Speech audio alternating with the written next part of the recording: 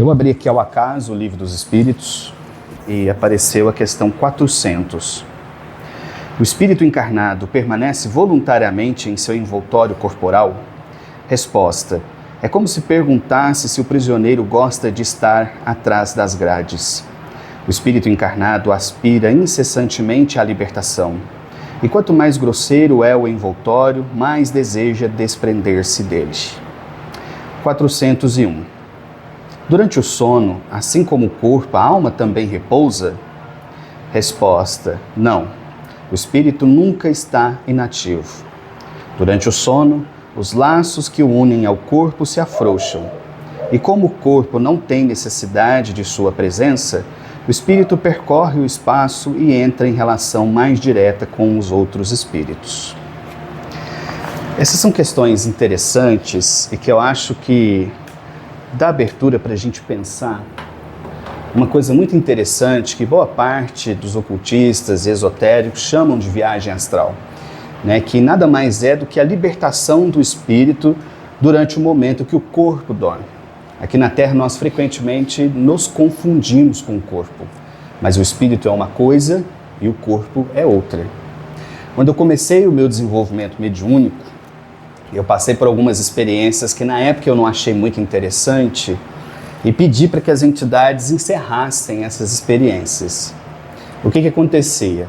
Frequentemente, quando eu chegava do trabalho espiritual e ia dormir, eu começava a sentir algumas presenças ao redor. E às vezes eu sentia como se eu estivesse recebendo um passe. E ali, meio acordado, meio dormindo, às vezes eu tinha movimentos involuntários. Então, por exemplo, se eu dormisse assim, de repente minha mão fazia assim. Aí eu falava, ué, que estranho, eu não fiz isso. Ou senão a perna mexia, né? Estava deitado, de repente fazia um movimento com a perna. Quando isso não acontecia, era a sensação de alguns estralos que aconteciam como se estivesse fazendo isso com os dedos, mas acontecia em toda a extensão do corpo. Depois vinha um relaxamento, uma sensação de um certo adormecimento, e às vezes eu sentia como se eu estivesse descolando, como se fosse um velcro, e uma sensação de flutuação. Nesse processo nunca aconteceu que eu visse, por exemplo, algum espírito ali, embora eu sentisse a presença. Mas eu me lembro de abrir os olhos e me ver, por exemplo, flutuando perto do teto, ou sentado na cama, ou de alguma forma perambulando pela casa. Essas experiências todas que frequentemente as pessoas têm, às vezes uma ou outra vez na vida, ou de forma mais intensa, é justamente o que ele está dizendo aqui. Aquilo que domina os nossos pensamentos durante o dia se tornarão o endereço para o qual nós iremos após o sono. Tem uma passagem de um livro do André Luiz, agora eu não me lembro exatamente qual, em que os médiuns de um determinado centro foram chamados pela espiritualidade para uma reunião no plano espiritual.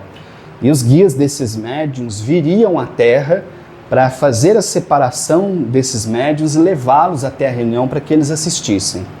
Quando um desses mentores se aproxima de um determinado médium, ele vê o médium assim, meio adormecido, o corpo dormindo, ele desprendido parcialmente do corpo, num estado de uma semilucidez, digamos assim, envolto com 3 entidades femininas altamente sexualizadas, o que dava a indicar que durante a semana esse médium tivesse, sei lá, se relacionado com prostitutas e coisas assim. Então, aquilo que está na nossa mente define para onde o espírito vai após a morte. E é isso que explica por que algumas pessoas têm sonhos, entre aspas, em que estão em lugares lindos, reencontram parentes ou conversam com mentores amigos, e outros, frequentemente, vão estar em ambientes tenebrosos, em ambientes sinistros, sob a influência de um espírito obsessor, muitas vezes atacando, perseguindo. O que acontece também, curiosamente, é que quando o espírito retorna e encaixa de novo no corpo, vamos dizer assim, o nosso cérebro não foi feito para registrar com fidelidade aquilo que se viveu no astral. Então, muitas das informações se perdem. Vários dos estudiosos em matéria de projeção astral, por exemplo, eles falam que é interessante, assim que você retornar ao corpo, que você abra os olhos e tente anotar aquilo que você viveu antes que o cérebro perca essa informação que está no cérebro espiritual, mas ainda não passou para o cérebro físico. É uma experiência bastante interessante e eu me lembro certa vez, quando eu estava em desenvolvimento, em Preto Velho, Pai Benedito, a gente trabalhava num trabalho de desobsessão e ele falou pra gente, olha, quem de vocês quiser, de livre e espontânea vontade, quando o trabalho terminar e vocês voltarem para casa, vocês façam uma refeição leve, mantenham-se em oração e deitem, porque a gente vai tentar tirar vocês, para trazer vocês para cá, para vocês verem e participarem, na medida do possível, do trabalho de desobsessão que continua depois que vocês vão embora. Que a gente começa, a gente não termina. Assim como esse trabalho de hoje. As entidades, por exemplo, nos orientaram. Terminou o trabalho, todo mundo foi embora, a gente tranca isso aqui e nem a gente volta aqui mais. Porque agora é eles que tomam conta e eles vão fazer o que tiver que fazer. Então essa é uma questão para a gente pensar que a atividade não se limita apenas na matéria. E que cada um de nós encontre a sua contraparte espiritual, digamos assim, dependendo daquilo que está no nosso coração. E se nós quisermos, durante o sono, receber visitas espirituais positivas, nos encontrarmos com aqueles que se foram, receber orientações espirituais valiosas, a gente precisa cultivar esse ambiente dentro da gente.